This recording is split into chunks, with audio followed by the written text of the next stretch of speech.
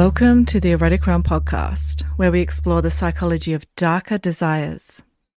I'm Em, and if you're new here, welcome. I'm a psychosexuality nerd with a background in psychology, sociology, medical science, and Tantra. I'm also in a 24/7 collared relationship, and I created this podcast with the mission of humanizing kinksters. Join me here for one-on-one, in-depth conversations as we explore the fascinating world of eroticism, one erotic realm at a time. If you love what we're doing here in the erotic realm, I'd like to ask you a quick favour. Can you follow and rate the show wherever you listen? It helps the show reach more people like you. And if you haven't yet, I'd love if you could subscribe to my Substack, Psychology of Desire. This is where I go even deeper into the science and symbolism of desire, archetypes, and erotic evolution.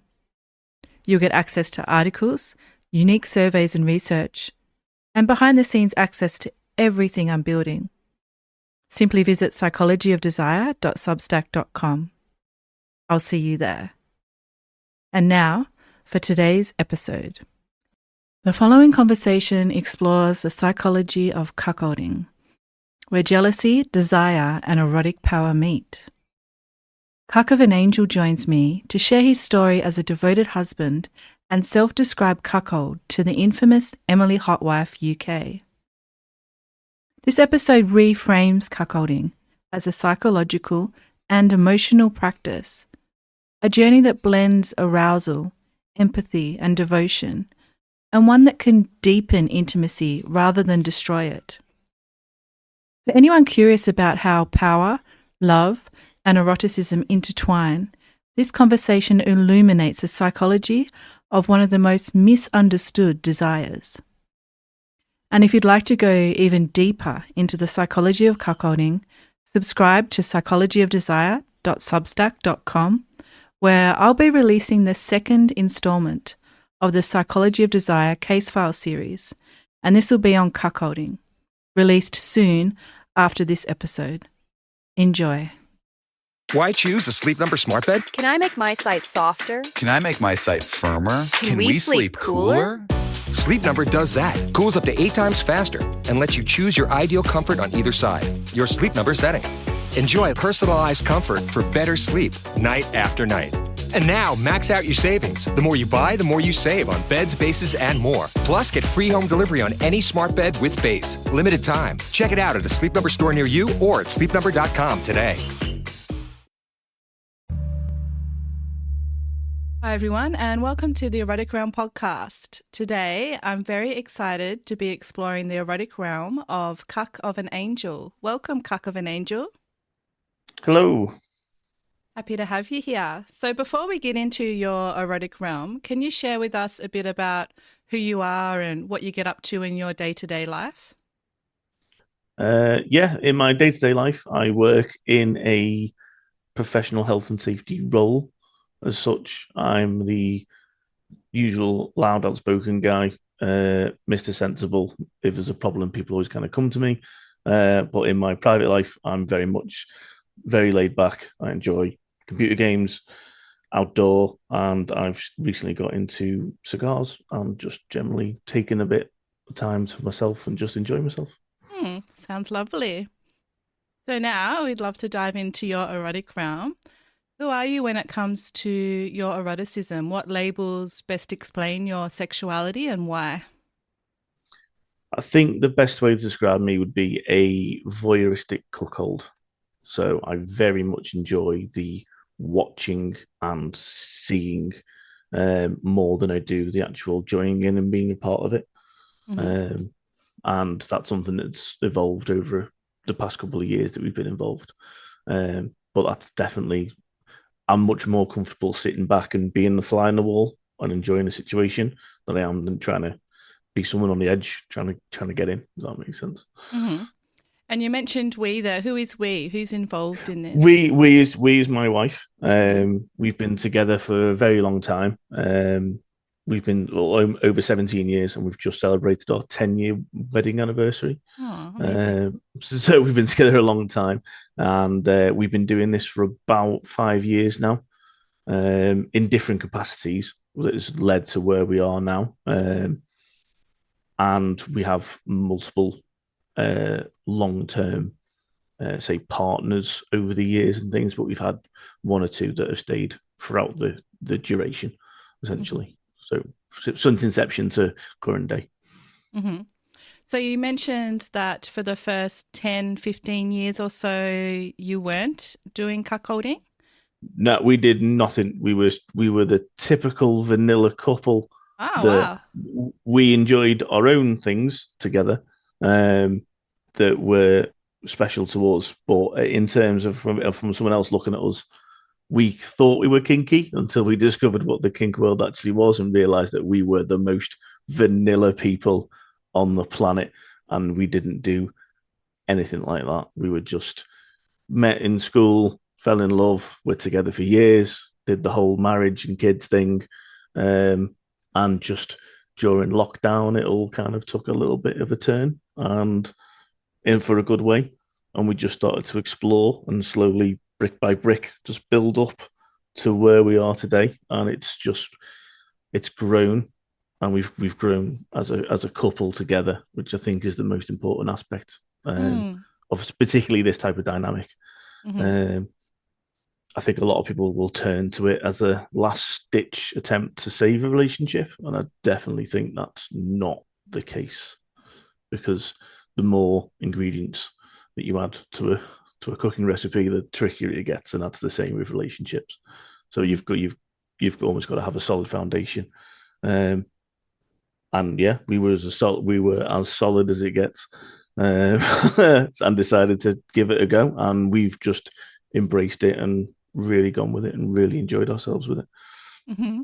Amazing. I have so many questions. So Far for, away. for those that are listening, some people might not be familiar with the term cuckolding or what that actually looks like in day-to-day life or in your erotic life with your wife. Can you explain what it actually means for you and what it looks like?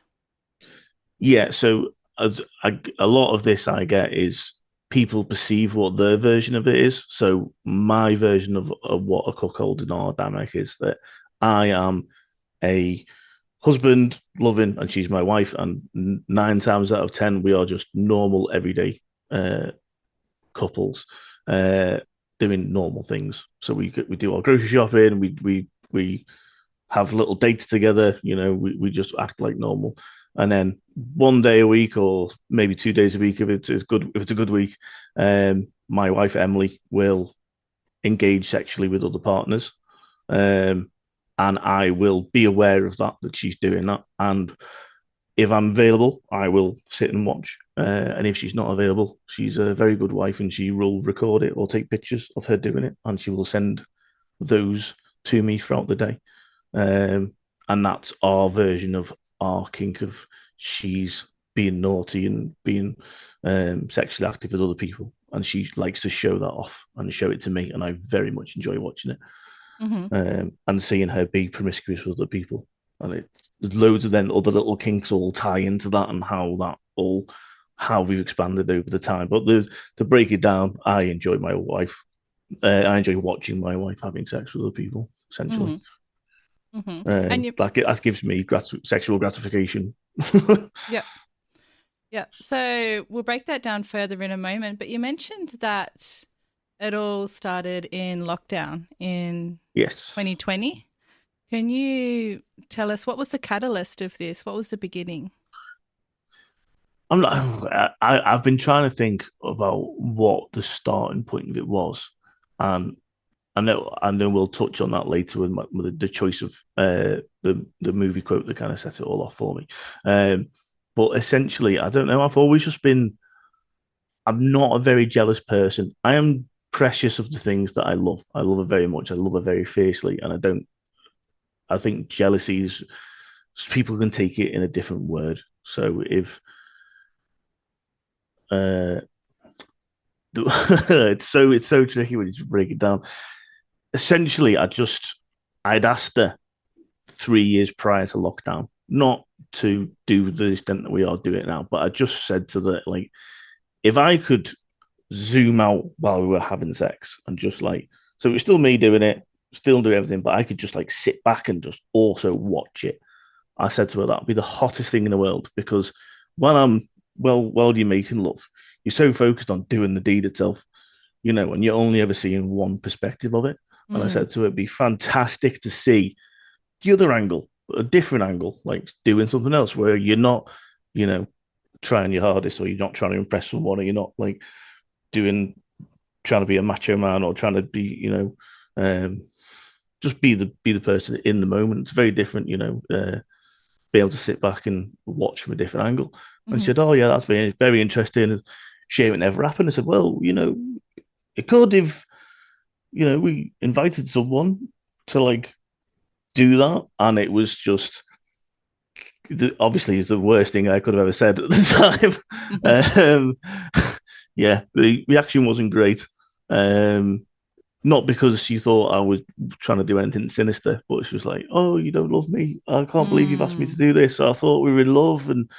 And I explained to her very quickly that no, I didn't mean like that. I do love you. I don't think that we're missing anything. I'm not trying to fix anything. I don't think there's anything wrong with you. I don't. And it just took our time, and then let that simmer for basically 3 years while we had kids, and then didn't bring it up. And it just again we got discussing during lockdown where there was a lot of time on our hands. For someone, I usually work away a lot. I'm either out very early and home late, or I was staying away. So the fact that I was then suddenly at home for 9 months solid meant that we had a lot of time to catch up with each other, which was great. And again, we just got talking that, again, how good it would be. And she just laughed and joked and kind of like, well, you wouldn't actually go through with it kind of thing. I was like, I would. Like, I'm not the factor here. And it just kind of little by little increments about discussing it and what the boundaries could be or would be or what they should be, and then we kind of agreed what certain type of rules would be if we were to do it, and just played around with the idea. And again, we were using toys in the bedroom to simulate a third person, and because it was very much around the idea of like having a threesome, essentially, was how it all basically started. And then, yeah, it kind of, because of the great wide world of people being stuck inside and being very bored, we discovered a virtual swinging website, which we'd never done before, and I don't think had been done before, or if it had, it wasn't what it was introduced to us. And essentially, it was all local swinger clubs, which we had nothing to do with, all grouped together, because obviously they were closed and they were trying to make money and fund themselves. So they got together and made like a webcam session, where a bit like on Teams essentially, but their own platform where you could tune in, and they'd have music, they'd have like bingo or like naughty bingo essentially, and there'd be different couples and people all looking for different things. And then essentially it turned into us sat in front of a webcam being very gingerly talking to each other and talking to other people about the scene. And we met some people who were local to us and our local area, and they were talking about what the clubs were like. And it's completely the opposite of keys in a bowl, like very old school swinger aspect. That's not what it's like at all. And they kind of put away those fears, and they said, if you're ever scared about doing anything, worried about meeting people online, just go to a club event, keep your clothes on, sit downstairs, have a glass of wine, and just talk about it, and just what you're sort of after, and just get to know people. And that was the best way. And then through doing that, speaking online, all of a sudden, most weekends we were naked in our living room, having sex in a camera in front of other people, and they were like joining in, various different people. So we became online swingers.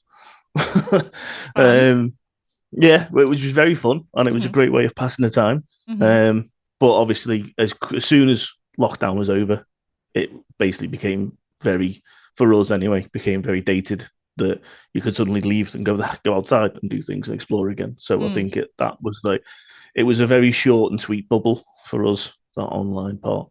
But without it, I don't think we would have ever taken that next step to trying other people, because it's very safe. If you're in a webcam in your living room. Mm-hmm. If you're ever not happy, you can just turn the webcam off. You can end the call. You can stop and discuss things and check in. Mm-hmm.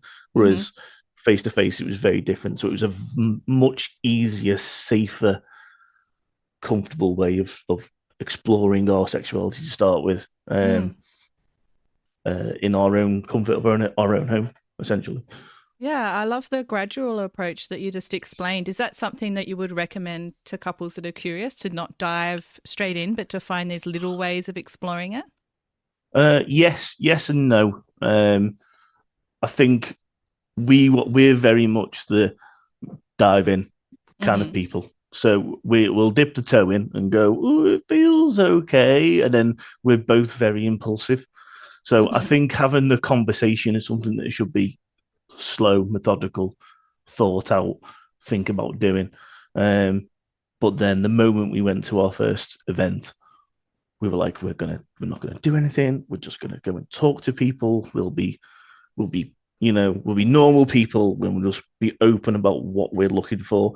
And then fast forward to 1 o'clock in the morning, and my lovely wife is completely naked on a chaise lounge, blowing bubbles, um, around this lounge that was completely stunning in the middle of Nottingham, um, which is miles and miles away from our house because we were so concerned about someone that near local that we live by Mm. bumping into them at a club. So we chose a club that was hundreds of miles away. Mm-hmm. But there she is, blowing some bubbles, drinking a glass of wine with a room full of people absolutely admiring her, and me as well, and the lovely hosts of the club, just being the most fantastic guests and just making us feel so welcome and comfortable. So I think the slow part is the discussion, the Mm-hmm. rules, the why you're doing it. I think is the most important part. But then when we actually got there, we kind of jumped in because we'd done the homework. We'd set boundaries. We made check-in times with each other. Mm-hmm. We made like signals and hand signals and code words for each other to make sure that we Mm. were okay without being rude, if that kind of made sense, because Mm-hmm. we're both very polite people and nobody likes to say no to somebody. It's Mm-hmm. very hard to, especially as a new person, to turn around and someone might be very experienced and ask Yep. you a question and you have to go, no thanks. That Mm-hmm. can be really hard for a lot of people.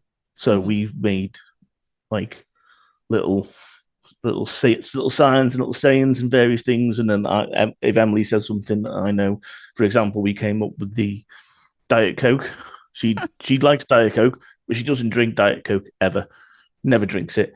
So if she asks me at the bar if I could get her a Diet Coke politely, that's a nice key sign for get me the hell out of here. This Ah. is save me, but Mm-hmm. in a nice way. Mm-hmm. It's a this is going somewhere. I don't want to make this person feel bad, or I'm not enjoying it, or whatever reason. Doesn't matter what it is. It was Mm. a can I have a Diet Coke? Mm. Because we used to go. Would you like to go? Can we go for a smoke? And then we stopped smoking. And then, but even then, at the time, a lot of people will follow you outside to the smoking area. Uh-huh.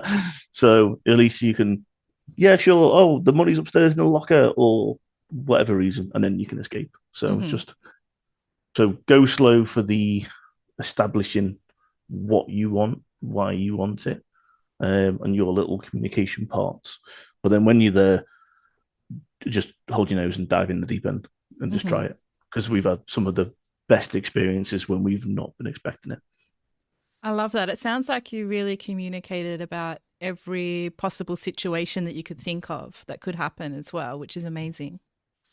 Yeah, and I think that was mostly, and it's a credit to the people we were speaking to on the virtual swinging aspect because we Mm. got a very unfiltered, untapped version to a lot of bored swingers who were desperate for new people to join the scene, but nobody could even be in the same room as other people, let alone interact the way that they want to inside of a club. So it Mm-hmm. was almost like a perfect storm for us. Mm. And I'm just the kind of guy that I have to research everything to death. Mm-hmm. It's just in my nature. I Like, understand. like so yeah. So I because I think porn gives a lot of bad things to certain kinks. and I certainly think that my kink that I'm in cuckolding has got such a broad and perspective from people of what they actually expect it actually is. And it's one of my biggest pet peeves is that people will approach me in that way and Can you they tell don't us have a more about clue. that? What do you mean they'll approach you in what way? So a lot of online messages that I get, it's mostly online. Hmm. It's very rarely happened face to face, but it has.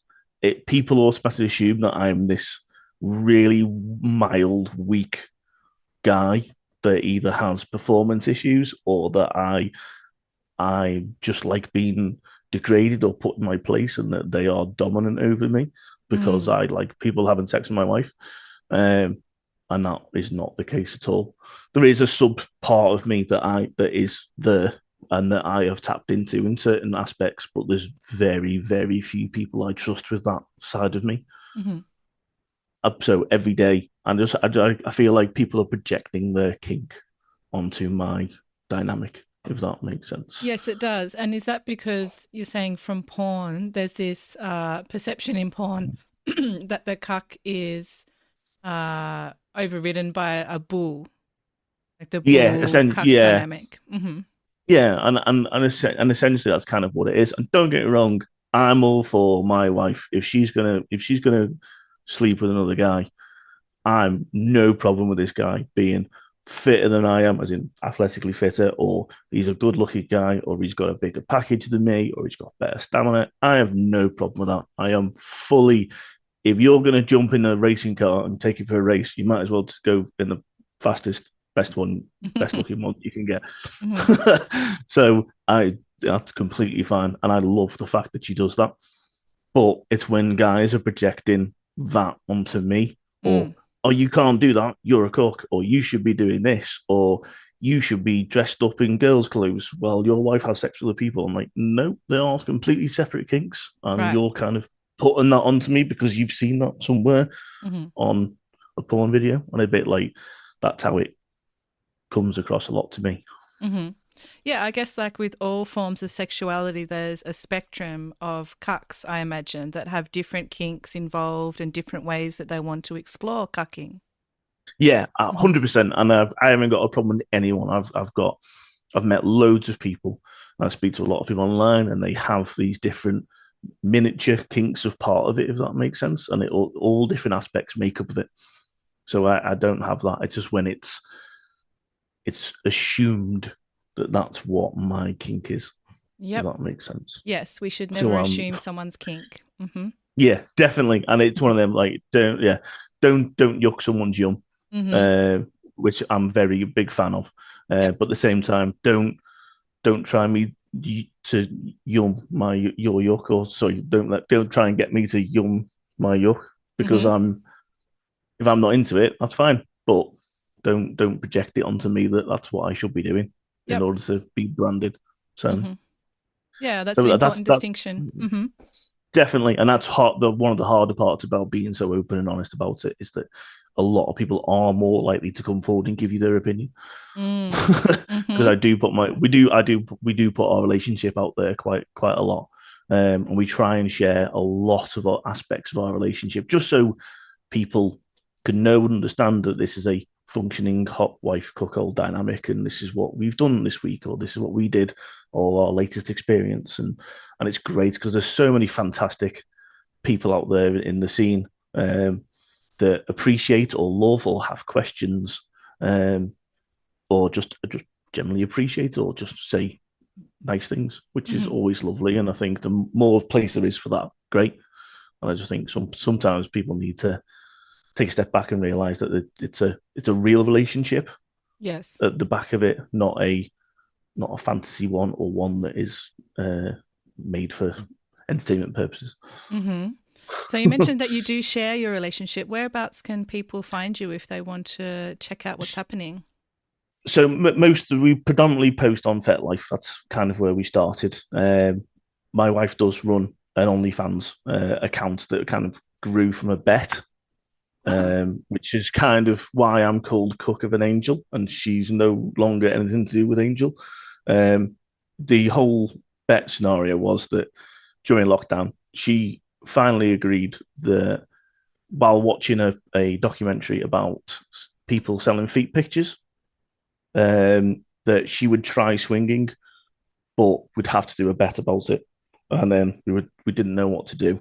And after a couple of drinks, we said that, oh, well, if you start an OnlyFans and you get 10 subscribers and it's just your feet, just pictures of your feet, you get 10 subscribers, you have to try swinging. And she was Okay. like, yeah, that's a fair bet. So she called herself Soul of an Angel, as in SOLE, as in soul of your feet. And then within 3 weeks, we had 50 subscribers. Wow. And it was literally, I think it was 3 pictures of the soles of her feet. Oh my goodness. So it was a bit of like, well, that's it now. You've got to try it. So we kind of kept the name for our online virtual swinging, essentially. But then so many people would send passive aggressive messages saying it's spelt soul, SOUL, Oh, really? not SOLE. And I was like, yeah, I know it's a bit like it's a joke, it's a play on. But yeah, it just got to the point where we're like, do you know what? People keep asking about foot fetish content, or hey, you've got lovely feet. And Emily, my wife, is not into feet at all. To the point where we were at a swingers club and a gentleman came across and knew her as Soul of an Angel, knew all this kind of stuff, and halfway through play was started to suck her toe, at which point she just completely froze and just looked, and he stopped and was like, oh, is that not okay?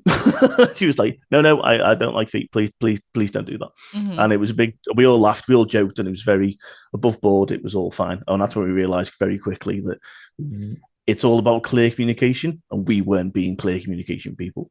So so we quickly swapped. So she's now Emily Hot Wife UK, because she lives in the UK. She's a hot wife and her name's Emily. But my name was Cook of an Angel, and it just kind of stuck. So okay. I didn't know what to change it to. And she is an angel. I call her baby, I call her angel, I call her anything sweet. So Cute. Me changing didn't really make a difference. Yeah. Well, it still works. And how amazing that it started from a bet. That's so interesting. Yeah, and I think it was only worked well because it was meant in jest, and we had spoke about it before and things like that. Because I think that's one of my most common questions from people is, hey, you've been doing this. Like, how can I convince my wife to do this? Like that is my number one, I think, question that I get. And it's not about convincing, right? It's about exploring together. And I always respond to them going, dude, like, or hey, this is your wife. I don't know them. If you can't bring this topic up to your wife, how the heck am I supposed to help you? Yeah. I don't know them. I don't know your relationship. I don't know what you're into. I don't know if you've got any dark secrets or skeletons in your closet. I don't know if you're trying to do it to save it. So I always just go, just ask them. Don't tell them. Just tell them what you want from something or what you would like to try. Don't, hey, you need to do this for me. That's like no. That's not the way to do it. That's a quick way of finding yourself, and I think that's why it's important to not just look what you want to do. So, like, I knew I wanted to watch Emily with another person, so I could sit back and relax. But it's more important to tell them why you want to see that, if that makes sense. Yes. Because speaking to a lot of girls in the scene who have asked about it and go, oh, I'd love to have that. I'd love to have a guy who basically loves me, looks after me, and cares for me, but then lets me do what I want, essentially, kind of thing. And I was like, it's not like that, but it is at the same time in a nice way. But it all comes from that respect, kind of thing. But it's how and why you're doing it. Without this consent and the arrangement we have, I could go to work every day. I could work hard, and my wife could be having an affair completely behind my back, and I would have no idea. Yes. One's which is okay. Very common. It is very common, but one's okay in my eyes, and one isn't. Yep. And I think that's the difference between the communication. Yes. One you've Um, consented to and the other one you have not. yeah, that's it. And also that it's the understanding of what you want to get from it.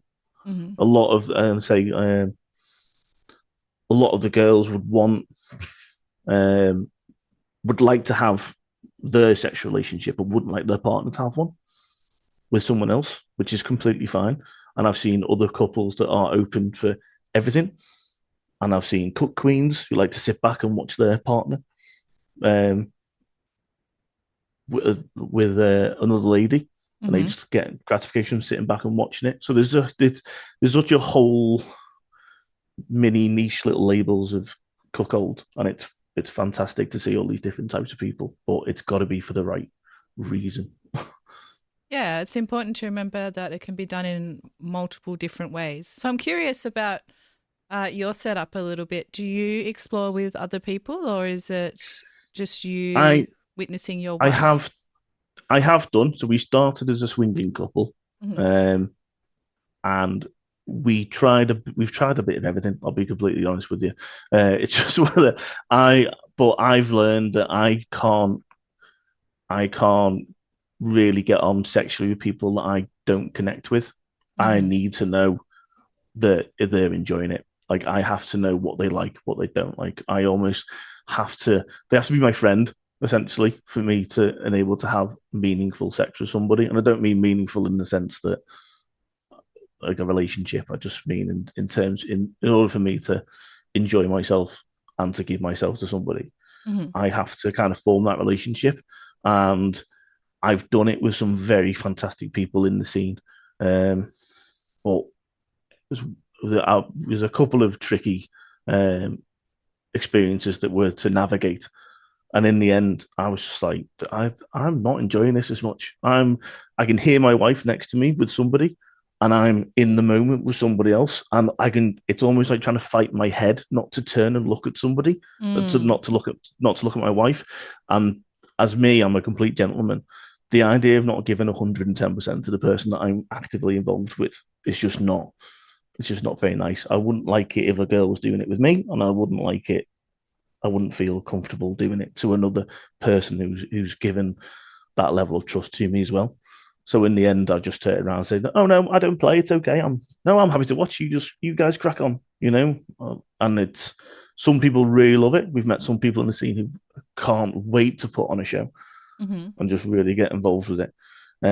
So I have done in the past, and I have some very special people that I still will do that with because we've got a great understanding and we've built that Mm. up. And it's just time relationships, and I'll more than happily do it again.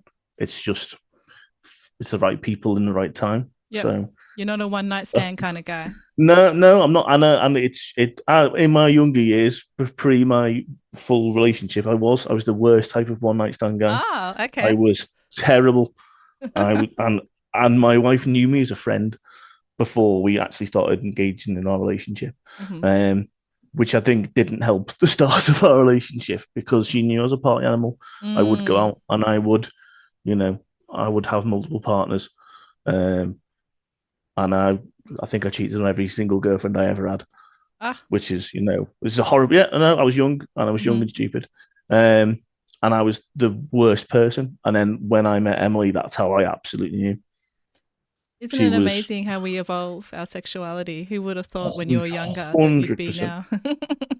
You know what? And that's why like we got outed in our dynamic fairly early on, which is why we're so open about it. Right. And it's the people who do know me are just like you are just not that. You are not. You're the last person that I would think. Mm-hmm. Like, and they just assume that I'll be in there in the thick of it, and just being crazy, Mm-hmm. um, and like making the most of it. And I'm just not that guy. Yep. I'm That's not. I'm just completely fell in love with my wife oh. and idolize her, and it's hard to explain really. It's just it was like a light switch overnight Mm. that when we got together, I just kind of knew. That's Um, beautiful. thank you. And yeah, so but obviously she didn't know that, and she didn't know those feelings Mm-hmm. that I had. So it was a lot of building up trust, and and obviously taking it slowly and discussing things was fantastic. That's what gave us such a strong foundation to build this on, and I think that's Beautiful. what you need. Yes, definitely. And yeah, I love that you can meet someone out and about and you can never quite guess what they're up to in the bedroom. I love that aspect of sexuality as well. Oh Hmm. yeah, yeah. Hmm. There's been a few because we are so open. We've had a couple of people have quite little words when we're just asking questions and things, and it's so great because I think it's so hard to meet and know people and try new things out. So if I can help anyone feel better or try something, then I'm all for it. Oh, I'm sure that you are by sharing yourself. So thank you for that. So you wrote that watching the raw pleasure on your wife's face gives you fuel. Can you take us into that first moment of seeing her pleasure in real time in a cuck situation and what happened inside of you, what you were thinking, feeling? Oh wow. Yeah, that feeling never really goes away. That fuel that it gives you, if that makes sense. So many so many amazing experiences. So I think one of the first times I want them that made me write that essentially we were at a club, a lifestyle club event, sorry, and we'd been speaking to a guy and he was great, really funny, just really getting to know us and just saying all the right things, really to give us both a green light. And we'd like do our little look and little nods to each other that we know we like someone. And he invited us to go upstairs, and it was I was kind of on the play bed next to them, but not like super up close, like in their face. I was just kind of like against the wall and just sitting there. And then when it all started, a bit shy and nervous to start with, but then there was just a moment where it was going so well, really enjoying herself, and she just kind of like stops and just like takes a moment, and she does this all the time, and because she knows it drives me wild, and she just looks at me in the eye, and it's the eye contact with me. So she's still engaging with him, having a great time, but at the time she's just locked on and she's looking at me, and she's basically like, "This is amazing, thank you," and I'm just looking at her going, "This is amazing, thank you," and it's that fuel, that connection that you just really burns up inside of you and just heats you up for a desire. And just I never want a more in that moment. And it's not through jealousy, it's just through sheer passion for her.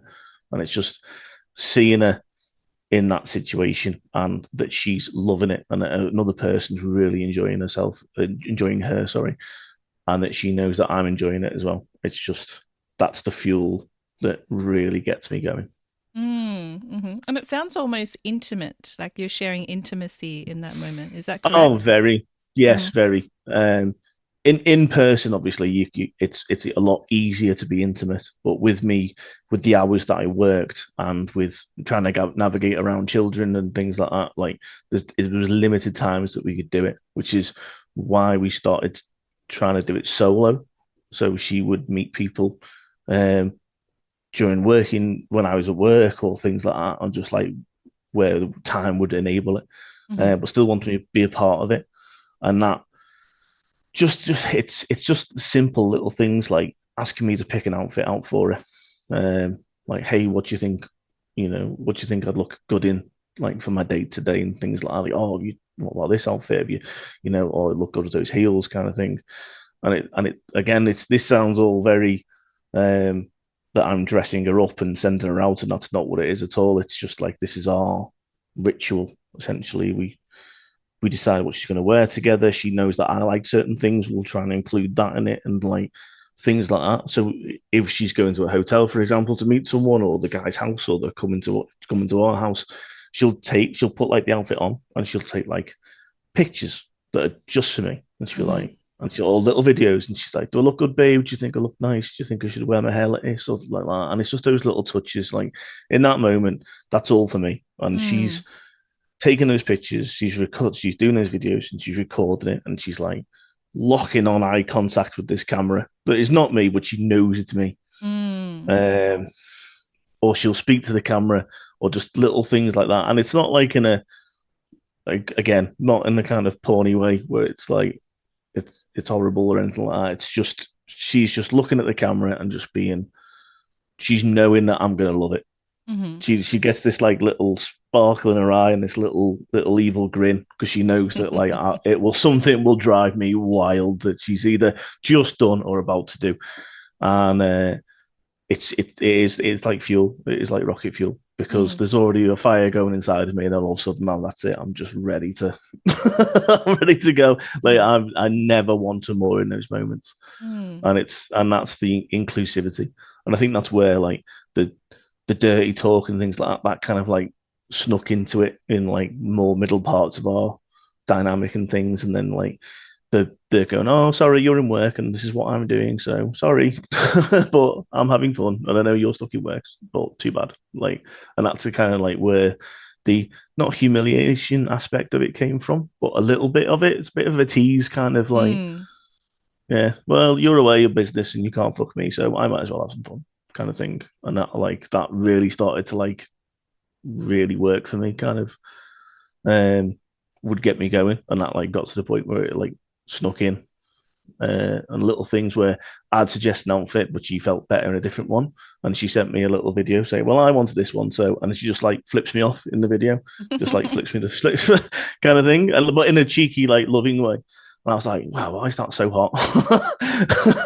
And it's just being open and communicating that kind of aspect is like really like got into it. And that's how like our dynamic has evolved essentially, because we've bounced off each other and we've had different ideas, we've heard different versions of it, and just that's how it's kind of, and different people as well, like like different partners she's had, and we've had, you know, the long-term partner we've had all the way through, they've all had fantastic ideas and different things to try. And if anything ever doesn't land or is a bum note, it's not like oh my god, how could you do this to me? It's more just like, hey, just that thing, I think that was like not great. Or the same way that I've said some things, or I've had to do something at the time or whatever. She's like, yeah, that didn't feel great. I'm like, 100%. Let's focus. What would you rather I did next time? How would you rather I acted, or things like that? And that's the constant communication. Like, it's one person's word is not law. I think of it, yeah.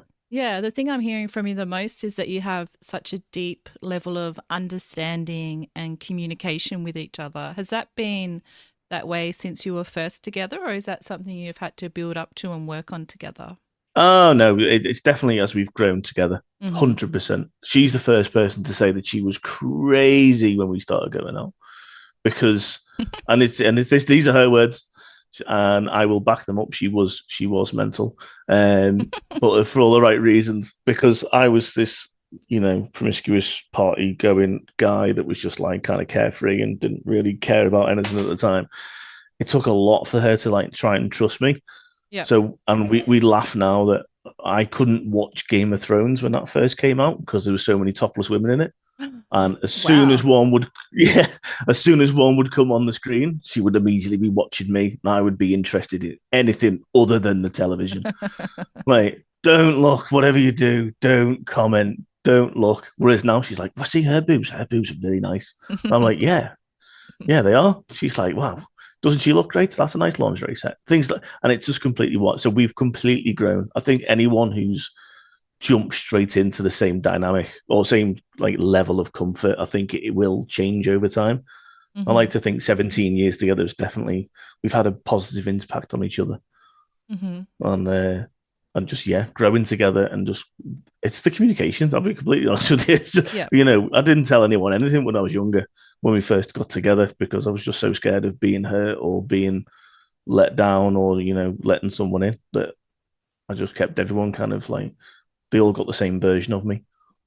Whereas now I'm fully myself.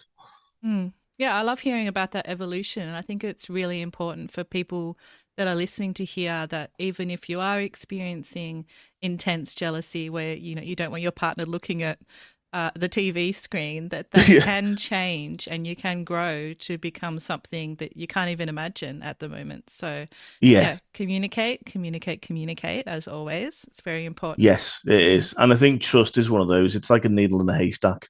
It Yes. takes forever to find and it Mm-hmm. takes seconds to lose. And it's Yes. that. And I think as well, we've made mistakes in our dynamic. And I think everyone's made a mistake. And as long as it is a genuine mistake, it's okay. But I think intent is the most, I think that's the most important factor. If someone's trying to do something out of love for your situation, then that's great. Like, but if someone's intentionally keeping you in the dark or not doing something or not communicating with you intentionally, I think that's the difference between you know the a successful one and a non-successful one in my experience. Yeah. But obviously, there's 100 different million types of relationships out there. So, Mm-hmm. uh, Yep. but Very well yeah, said. Mm-hmm. So, we have a tradition on the podcast where we explore a research article with you. And today I found a fascinating study on cuckolding psychology. So, this article was published in 2018 by Justin Lay-Miller, David Lay, and Dan Savage. And they surveyed over 500 predominantly gay men about their cuckolding fantasies and experiences.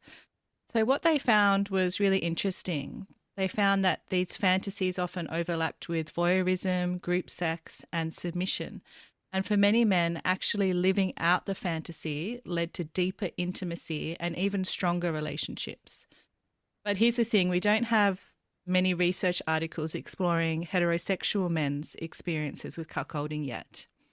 The academic lens has mostly focused on gay men. So we're left wondering, are the themes similar when we look at heterosexual relationships, or do different dynamics emerge? So I'd like to explore this with you today. okay, One of the striking findings was how strongly cuckolding fantasies clustered with voyeurism, which you've mentioned, group yeah. sex, and even masochism or submission themes.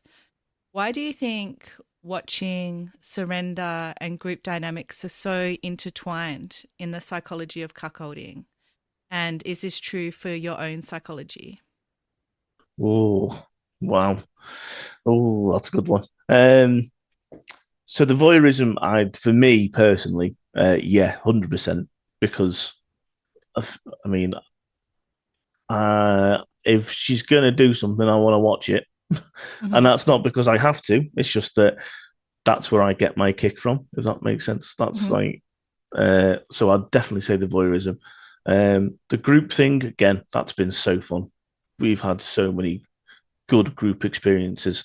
Um, that some have happened accidentally, as in like we've not intended it to be a group thing, and then she's looked up cheekily from the side of the bed and just seen someone and just given a little, you get over it right now, join in, and that's just for me, it's so hot to see. She's like taking control and like that looks great. I want a taste of that. That's gonna feel amazing, and because she knows that I'm gonna appreciate that. And I think the submissive side of it as well, that definitely comes into it. I mean, it's certainly opened my world up to a submissive side, definitely. And it's where my bisexual side has come from within me as well. Because for me, that goes hand in hand. But obviously, I don't want to project that onto anyone else. But being made to watch, not being allowed to touch while she's playing, um, being made to wait, having to go last, things like that, and all just scratch this little itch in Mm-hmm. my brain that I didn't know that I had, and then seeing it and then being told to do certain things just scratches that itch, and then next thing you need it scratching a little bit better and harder, and so for me, yeah, absolutely, and a lot of the people that I have met and experienced who are in a similar situation to I am, they've mostly would agree with those things that becoming in a cuckold dynamic sort of really does open your mind up to beings not doesn't make you submissive, but or I would definitely say it's a more submissive role because I think it's a more passive role Mm-hmm. than. But at the same time, like I've had some guys who wanted me to dictate exactly how and what they do to her, in what way and in what fashion, and just almost wanted me to be a porn director, Mm. which is my least favorite thing to do in the world when it comes to holding the camera. Um, but they've got off on it so much and loved it that it was almost like, hey, I want to do this. Like, will you film me doing it? And they just love it so much. Mm-hmm. Whereas I don't want to be the guy behind the camera. I'd rather just set it up on a tripod or just watch face to face, Mm-hmm. and just really like enjoy it. Mm-hmm. But I think because it can be such a passive role, it I think comes down to the partner as well. My wife's so fantastic about including me and just like little comments and things like that, or just like I say, just sometimes it is derogatory things or degrading things or slight humiliation kink because she knows it's going to get me off. Like just like, oh, babe, he's like fantastic. Like, oh my god, he's like this guy's twice the size of you, and I'm like, Mm-hmm. wow. And I don't have a small penis humiliation kink at all. I'm not insecure to say that I'm a big guy, not perfectly average. Mm-hmm. But just having her say that, and that's what she's enjoying and what she loves, and just playing into the size queen aspect of things, and just making me go last, and or when we are alone one on one, saying that like we'll get together and we'll connect, and then she'll say things like, "Oh, I'm really sore, God, like he really gave it to me today, so like you got to be gentle." Just little things that I'll just really like tweak my brain because I'm like, "Oh yeah, did it? Like, what was it like? Was it good?" Like Mm-hmm. I always want to know more. Um, so I think that does tie in to like the submissive side, and then like that's where the for us male chastity started to come into play a little bit. And we've done different levels of it, and it's not as full on as it was. But for last year, particularly, it was quite a lot. We did quite a lot of chastity last year. Okay. Um, What does that look like? so because I'm working so much, and I'm not there, it was almost like she didn't want me to like masturbate or to come, because it would like it's a bit one of them. I even call it now post nut clarity. It's definitely not my invention, so I've lifted that from the internet. But any major decision, if anyone ever asks me for advice, I'll always just say, "Well, have a wank on it first," because your brain it acts completely differently to well, you're horny versus when you've just had an orgasm or Mm-hmm. you've just had a release, particularly for guys in my well, obviously I don't know the other end of that spectrum. Um, but for me, a person full of testosterone, when I masturbate afterwards, it's almost like a completely clear head. You'll want to do a lot of stuff, and then obviously like, do you know what? To probably be sensible and not do that, and just come on, let's do the sensible decision, and just I think it changes a lot of things. And so she wanted that control of not bringing me down out of the zone because I was still away. So until I'm back and we've reconnected ourselves, for me, it's still live. If that makes sense, like the Mm-hmm. energy between us is because we've not had our reconnection. Mm-hmm. And that doesn't necessarily have to be sex. That's it's more it's how we reconnect with each other after the fact. So that's how the chastity came into the fact that it was a way of her one stopping me from masturbating and getting off while she's sending me these videos and these amazing sexy kinky text messages because she wants all of that. That's her domain that she wants to control when I do that. But it's also to keep the moment alive, to keep it going, and just to again just another little level of control and Mm. just to pile on. There's a little bit now and a little bit later and a bit more and a bit more, and it's just that tiny increments of control. So when I'm just completely desperate to have her, when Mm. I'll come home when I'm a gibbering wreck, and it's because I love her and I just want her so much.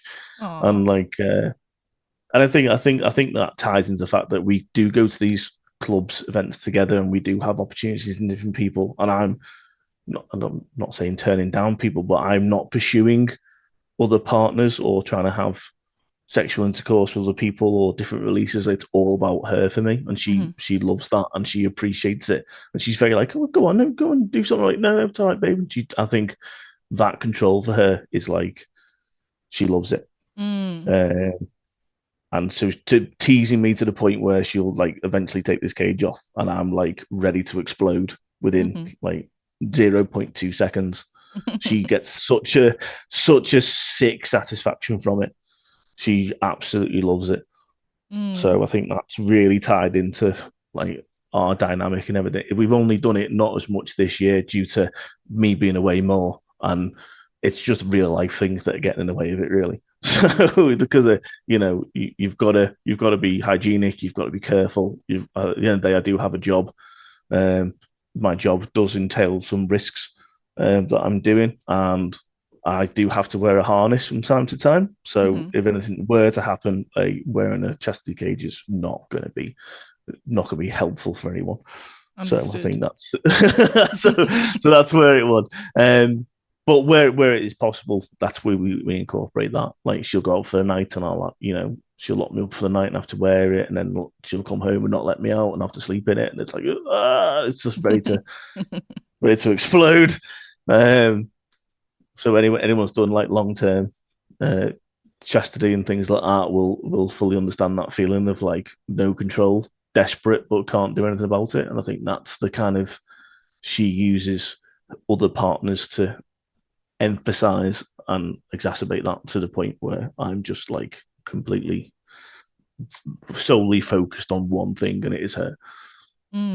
Sounds like a lot of fun is had.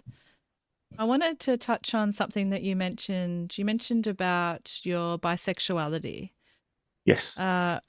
Did you say that you uncovered your bisexuality through cucking, or was that something that came earlier? I think I've always known I've been bisexual, but I've never acted upon it. I've never done anything about it. I think the earliest memory I have is when Captain Jack Sparrow came out on Pirates of the Caribbean, and I looked at him and I was like, I'm definitely not fully straight. Like, and I just remember looking at it and I was just like, don't know what it is about that guy. I just find him attractive, and it wasn't like it so much in a sexual way. It was just a case of that. I think I can appreciate people for who they are, and I think that's what, again, this is part of me. Like, I need to like not get to know somebody because I didn't know Captain Jack Sparrow, obviously, but it's just a case of a personality has to appeal to me as much as what they look like, and just different aspects in that way. So, and then the bisexuality side of it is the same way. It's like, not to be crude, but if someone's going to sleep with my wife, I would also like them to be good looking. I would like them to be, to look after themselves and care what they are. Not that I'm saying that there's a one size fits all and everything. And the partners he had has varied in so many different ways. It is unbelievable. You don't need to be a chiseled Greek Adonis or anything like that, but it's just, if she knows that, like, if we can both find someone attractive, it's great. But at the same time, I never engage anything with a guy. I'm not this like, hey, you can have her, but I'm now going to be this bisexual encounter that you did not foresee coming.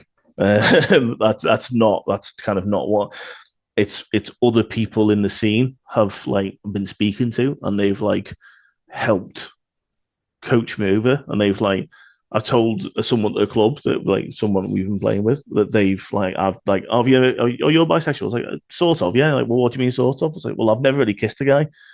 He's like, oh, well, come here, and he just like full on threw lips on me, and I was just like, okay. But this is an established person that that Emily slept with multiple times. We've had great times with, and just like cheeky kind of guy kissed me, and I was like, yep, yeah, see, that was not the worst experience I've ever had. And then it just kind of like grown little bit by bit there, and just like different people just like nudging you or not, just encouraging, like, hey, if you want to do this, I'm completely fine with it. If you don't, that's fine, stay there. That's and it's just, they give you the green light and the open door to try things in a safe and comfortable way with like a no pressure kind of and I think that's the best way of doing it. I think if you ever put pressure on anyone, then you feel like the anxiety to do something or to perform or to Yep. feel like you've got to say the yes no. Whereas someone leaves you an open door and looks away and says like, "Hey, I'm going to do this to your wife while I'm doing it. If you want to, you want to give me a little rub and get me hard or something, that's fine." Do you know what I mean? And it's that's how it kind of goes from there, really. So, and we've kind of taken that with a few people, and they've just been great and just really helped me like, explore that side. And it's just been great. It's just been so liberating, and I feel like I can be my true self without the stigma of like, because I work in the construction industry and there is a lot of stigma about it, and I think people already think I'm a bit weird that I enjoy letting people sleep with my wife and I enjoy watching it, so then it adds a different aspect on it. Yes. And there's absolutely nothing wrong with it, and I don't think there should be anything wrong with it. But at the same time, the society that we're in does make you second guess yourself. So that's why these spaces are so good, to let you explore and be honest and just vent and see how you truly do feel about something. And I think that's where my bisexuality side has grown. Say we've done like the pegging side of it and like the anal play and things. Me and Emily were doing before we started doing the kink stuff and the swinging and the cuckolding. So that's always been something that we've explored and done together. So for us, it was a progressive step, essentially. And then guys really enjoy it as well, and some other girls enjoy it as well. So it's just been fantastic. And obviously there's other people as well who are in the scene, who identify differently, and they've all, had a turn in changing my experience and my outlook of my own bisexuality, which has been fantastic. Yeah, I love that you're exploring that and you have these spaces where you're free to be yourself. It's really beautiful. You did mention Jack Sparrow. Was that the movie that you brought along to share that influenced your eroticism? No, the one is Indecent Proposal. Oh, yes. So I think I can't remember who the characters are, but the general gist of it is this millionaire turns up, and while a married couple are on a date, he offers the couple £1 million to spend the night with his wife. And it was always something that just really resonated with me, to the point where I think I've asked a question to like almost everyone I've ever met, and it doesn't necessarily be about their wife or their partner. But it's like, if someone offered you £1 million, would you? And then, just describe the options. But particularly about that film was that in the film, I think it came out in 1993. So if I spoil anything, I'm sorry. But she does agree to spend the night with him, and it's a very romantic dinner. And to start with the film, that's all you see. It's a dinner, but it turns out that they actually did sleep together and everything. But it all unravels in the film because she doesn't tell him to start with, her husband, and that was this whole like, well, did you like it? Did you enjoy it? Why didn't you do this kind of thing? And then I just remember watching it and thinking to myself, going, hell, if someone turns to this restaurant right now and offers me £1 million to sleep with my wife, I'd be like, yeah, can I watch? And it was that, and it was just before we were even in the scene or anything. And that was my first, like, do you know what? Like, I'd actually love to see that. Wouldn't that, like, that would be fantastic. And I think that's kind of how I tried to explain it to Emily for the first time. But I think I used a sports car analogy. I think I described it as a Ferrari, that if I had a Ferrari and I looked after it, it's in my garage, and I knew I could drive it pretty fast, but not as fast as it could go. And then an F1 driver turned up and said, hey, do you want to see how this baby really works around a racetrack? I wouldn't go, no, it's my Ferrari, get your own. I'll be like, yeah, go on then. Can I sit in the seat next to you and you can really show me? And I think that's the best way of describing my like dynamic, essentially, is that I just want a professional to come along and just show me what I can really do that. without making it sound like a sports car or a piece of equipment. But yeah, Yep. but yeah, and I think that film was like a bit of a yeah. I think I must have nagged all of my friends to death with different questions about what they do for £1 million, and I think we've established I'm fairly cheap. That's funny. Yeah, but I've had some of my friends. It's like, oh, so £1 million, you misses, and some are like, oh, absolutely not, 100% no, Christ, absolutely never. And I was like, well, why not? And I've had some really extremes to that. Where some people go, oh yeah, £1 million, no problem. I was like, so I'll be like, well, what about 500,000? Like, what is it? Is it the money requirement that is making you say yes, or what's to the point where you're willing to change your mind on it? If that makes sense. Yes, and like it's really an interesting question. drill down. And it is me, and we're doing it for free. So I think I've missed a trick somewhere. I love that movie is where it all started for you. That's really funny. Yeah. Another tradition that we have on the podcast is asking you a question sourced from one of the listeners of the podcast. And today I actually have 2 excellent listener questions.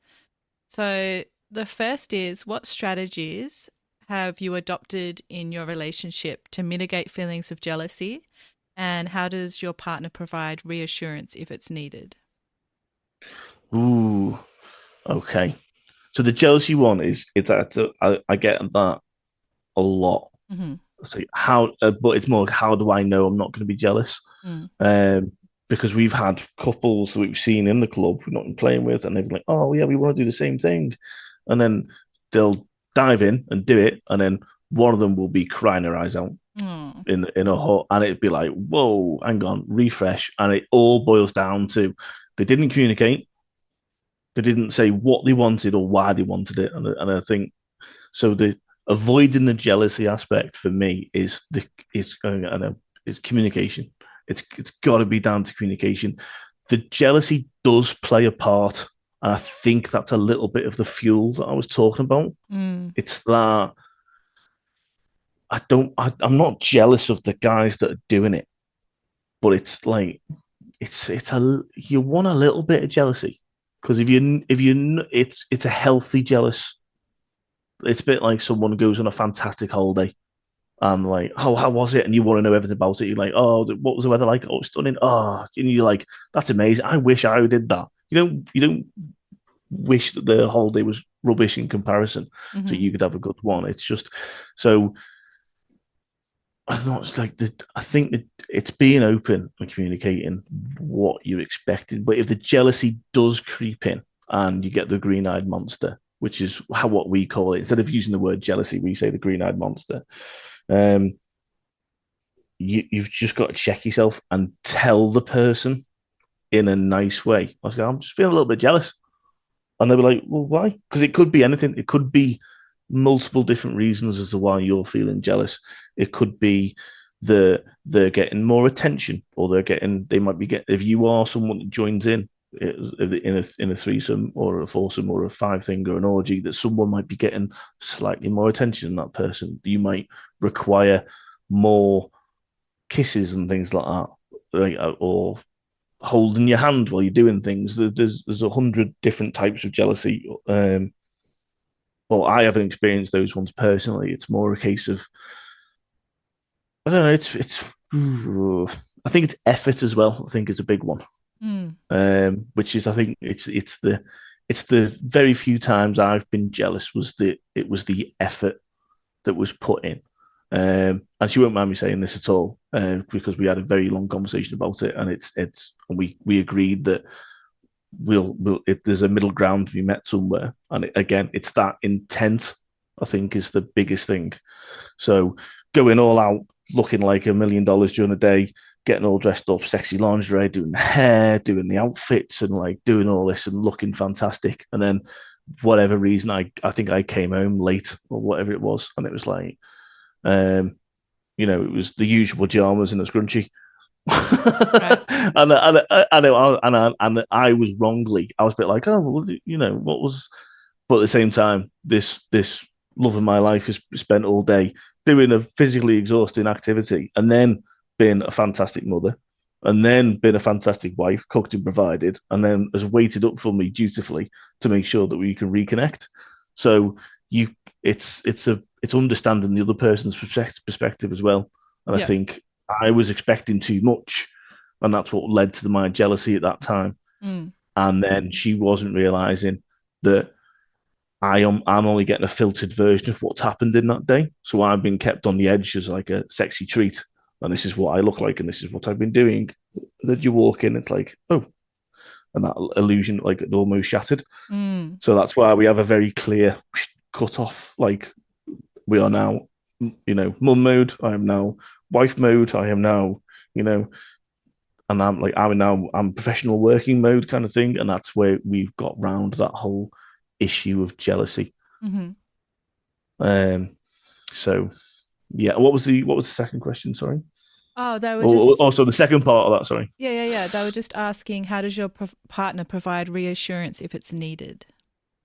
Okay. So for us, it's always the cuddles. Mm.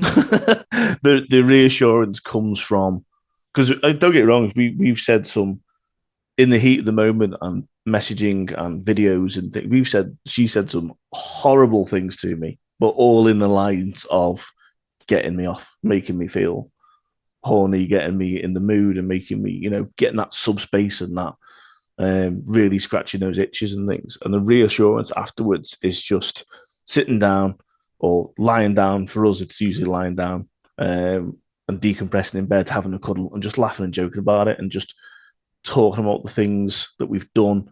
What she always asks me, what was your favorite part? And I'm like, oh, a list. And she's like, oh, what I did this. Did you like that? And it's like, yeah, yeah. Because there's some parts. So she has this. She's got this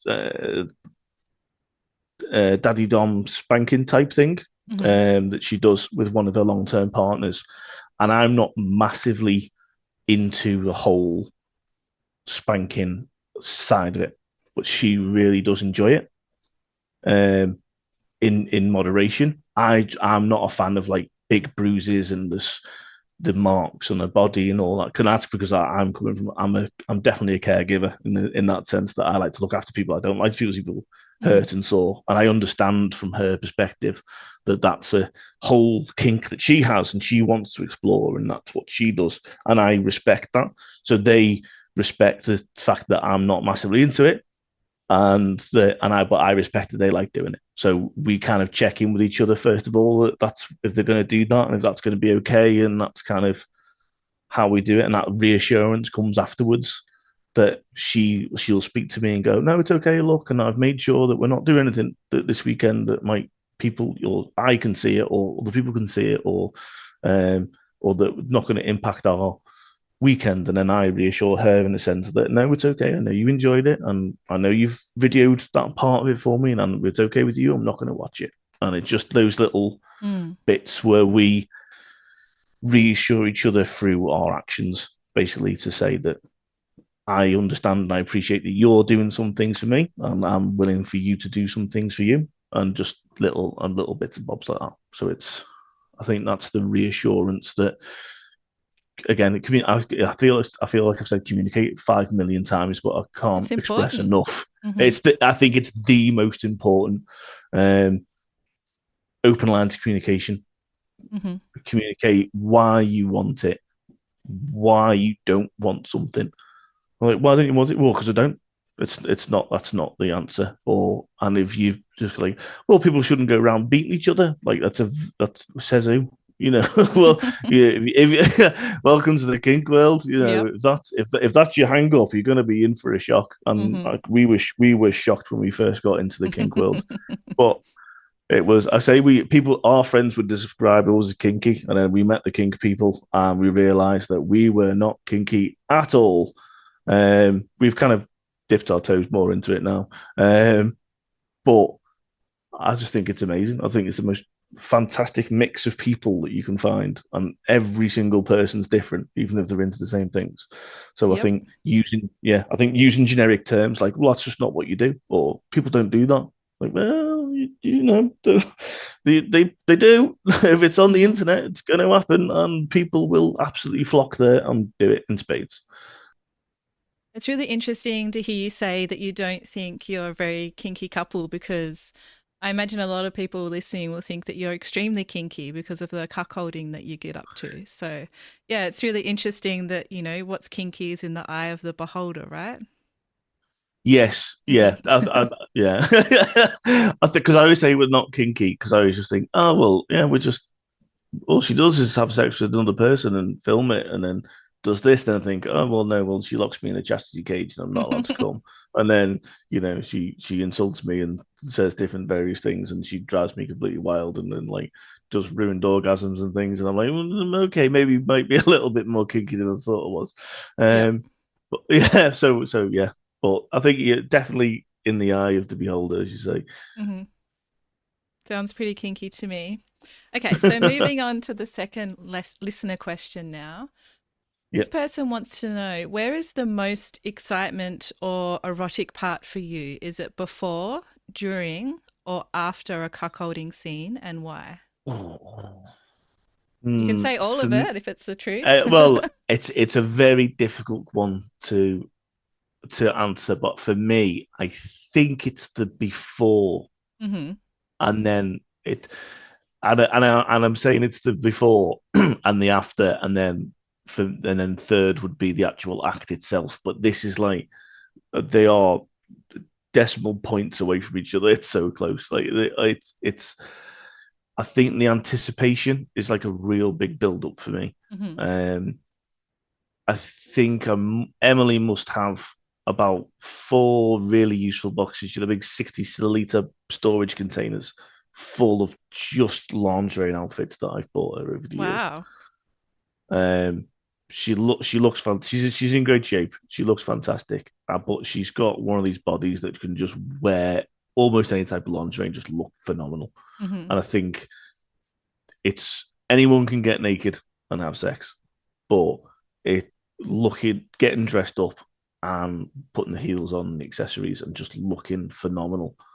It is a true art, and I think it's for me that preparation, that getting ready, and then her taking the pictures of just herself or little videos. Like she's like it sounds daft, but she's like walking up and down the hallway and just like showing her outfit off for me and just like taking pictures, asking what she looks like and do I like it and do I think he'll like it, um, and just speaking to me and knowing full well that she's putting on a full-on sexy outfit that most men would dream their wife would ever wear, maybe once in their entire relationship, and then there's my gorgeous wife doing it and dressing it up, and it's for another guy. Does that kind of make sense? But it's Hmm. for me, for Hmm. another guy. And just seeing that is just phenomenal. Like, it's she always just looks drop dead gorgeous, and that anticipation of what's she gonna wear today, what outfit she's gonna pick, and how is she gonna do it, and then seeing the guys' reactions as well. Like, Mm. especially our long term guy that we've been with a long time. His communication with us is fantastic again because he knows me just as well as he knows Emily. So he'll be messaging. We've got like a group chat with the three of us in, and he'll just message going, "Oh my god, she looks fantastic," and I'm like, "Yeah, yes, she does."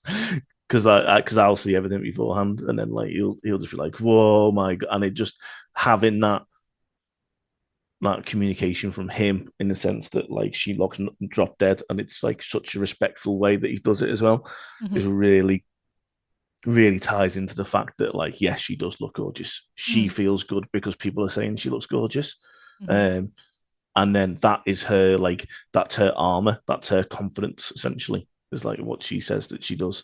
To start with she was like so nervous, but like the first club we went to she was like wearing this very open cupless uh, lingerie with like sheer like pants, sheer pants essentially kind of thing. So it was all black, lacy kind of sheer see through, and that was almost like her put that on, and I'm confident now. I can be the sexy, confident lady that I want to be, and I think that's kind of carried on, and it's Mm. almost like a different persona that comes in Hmm. that she can get dressed up and then see right, I feel it now. Whereas some days Especially with like regulars and things like that. She'll turn around and be like, right, today I'm just going to wear what I just wear some normal underwear. I'm just going to wear some normal clothes, and I just want to just feel like a normal everyday, just have an experience. So it's all different.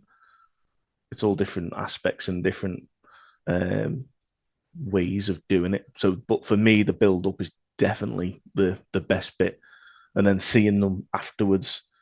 She'll send me like breathless little videos of going like that was fantastic, or oh my god, like you wait, please tell me when you, as soon as you watch this video, because like you're gonna love like this particular part or this particular bit, or and she'll be speaking to me like fresh out of breath, like lying on the bed. Do you know what I mean? And I'll get like a little hand will come over and wave from like the guy that she's with saying hello, and just like, things like that. And I think because they're both so actively involved in it and love it, that it's almost like they are definitely putting on a show for me, if that kind of makes sense. And and when I'm there face to face, they do the exact same thing when I'm there. So it's the way that I get to be included, even though that I'm working like hours away and can't be a part of it at the time. So I think that was our like coping strategy early on, and that's kind of grown into like how we do it now, if that makes sense. It does. And I just love that, like that kind of like, oh babe, it's that exciting. She's excited at that point. I'm excited at the beginning bit because I'm like, she looks fantastic. She's gonna dress like this. What's she gonna do? How are they gonna do it? Like, what positions, all that kind of thing. And then she's then excited afterwards because she's like, babe, I can't wait to see this. Like, I'm going to send you some videos over now. Like, oh, you're going to love this particular bit. Like, and I think that's the glue that kind of holds it together, essentially. Because otherwise it would just be a video of just some, a little clip of something happening and no emotion to it or anything. I think that's right. That's where it wouldn't be the same for me at all. You might as well just open the internet and just watch ordinary porn. Whereas for this is mine. This is for me. But then that's why like the bits that are really good, that like I've got like a lot of joy from, that's like kind of what like we share a bit on the internet, if that makes sense. And we take snippets of that on FetLife and put that on so other people can see how we do our cuckold relationship and what's the difference for us, if that makes sense. And then we get a lot of people can go like, oh, that's a great idea, like I've never thought of this, or they'll go, hey, have you ever thought about doing this, which is the best way of doing it, and recommending something, and sort of going, hey, your cook should be in tights and wear a maid's outfit, and like that that doesn't help anyone. But coming out and saying like, oh, we've done this and in the past and it was fantastic. Like, have you ever done something like that? I'd be like, yeah, we have, but we haven't shared it. Or no, we haven't, but that sounds amazing. Let's do it. I think that's the best part of the community, that you can the more you share, the more you get out of it, I think. And I think a lot of people are scared to share, and which is fine because everyone's in different situations and different situationships. But even if it's just messages and typing or comments and liking and things like that for each other, and different suggestions or asking questions, is a great way. And that's then being inclusive into the community, essentially. And I think that's what helps everyone. I think that's what drives it. If we all sat there and didn't communicate with each other or speak to each other, it'd be a pretty boring community. But because we're all so active, I think that's what plus I think people who are kinky love to show that they're kinky. Yes, we do. we do. Like, there's, I think there's a little bit of a peacock in everyone who's a bit of a kinkster, as we do like to share and see, and and I think that I certainly am. There's nothing more I love. There's nothing I love more than showing how fantastic Emily looks, and she knows it. She like rolls her eyes at me, and I'm like, like, really, do you have to say that? I'm like, yeah, no, I do, because you look fantastic. And she loves that I love it. And again, she flexes those muscles any chances that she gets. So yep, it's amazing to hear how much you desire your wife. She's a very lucky woman. So you said that you and your wife are still exploring. What boundaries are you hoping to push next, or what's an experience that you are looking forward to at the moment? Ooh, So lately, I think the latest one that drove me wild was we always try and reconnect. We always have this, even if it's not immediately that night or like the next day because I'm away or whatever. We always try and have like our connection, and for us that was usually end in sex with each other. During times that hasn't happened, we tried Locktober last Hmm. year, where it was for the whole month of being in chastity, which is extremely difficult, not without challenge, but we did manage it, and it was an experience to have. But recently, I came home from work, and it'd been late, and she teased me to the point where I was absolutely ready to explode. Um, and then she took me out my cage, and then she'd lay on top of me, and then just put like guided me inside of her, and then she just lay there on top of me and just didn't move, just as in zero input, absolutely nothing, and just told me all about the day, all the details, all the good bits, everything, and just really like fucked my mind and not my body. Just like got me imagining everything possible, and I just exploded absolutely everywhere. And it was like Wow. blissful It was blissful torment. It was it was having sex with my brain, not my body. Mm. Wow. I'm just yeah. So I had her in my arms, physically had hold of her, but Hmm. there was no movement, no like sexual friction. Essentially, it was just purely her brain, my imagination, her talking to me, and it really like took me like completely over the edge, caught me completely off guard, and Amazing. it was a very very different orgasm than I've ever experienced. Because it How was wasn't it different? well, in the sense that a ruined orgasm is you've had it, but you want to carry on going. That's kind of like the pep of it for me. But this was more of a like, wow, that was fantastic. Like I feel like that cuckold itch has been well and truly scratched. But Mm. I'm still absolutely feel like I need to have sex with something or someone like even if it was like sometimes we've done it where I've just like she's just masturbated at the end of it and she's just like given me a sexual release that way and things. But that was completely different to that because it was me inside of her and we had sex, but it was just because it was purely like mental stimulation. Mm. My body was a bit lost. It was a bit like, well, what do we do now? Like, what? And it's almost that that testosterone kind of need to you know to do the whole bump and grind thing that I've normally always experienced, and then all of a sudden I'm not, and I'm sure there's some people who've described the same things when they've been in chastity and they've been forced to have an orgasm through when they've been wearing a chastity cage. It's kind of like the same experience. You've got the sexual relief, but not the actual feeling of that you've had sexual relief. And I think that was like a wait a minute, is that like what does this mean? Like how you've just made me come by literally not moving an inch. How Like incredible. have you got that much power over my body now? It really speaks to the how the mind is the biggest erotic muscle in the body, right? Oh yes, 100%. Hmm. I wanted to ask you, is there anything else that you'd like to share that we haven't touched upon in terms of your cuckold self or cuckolding in general? Just for everyone out there who wants to give it a go, who wants to speak to their partner about it, just be open and honest, but not in a too out there in your face way.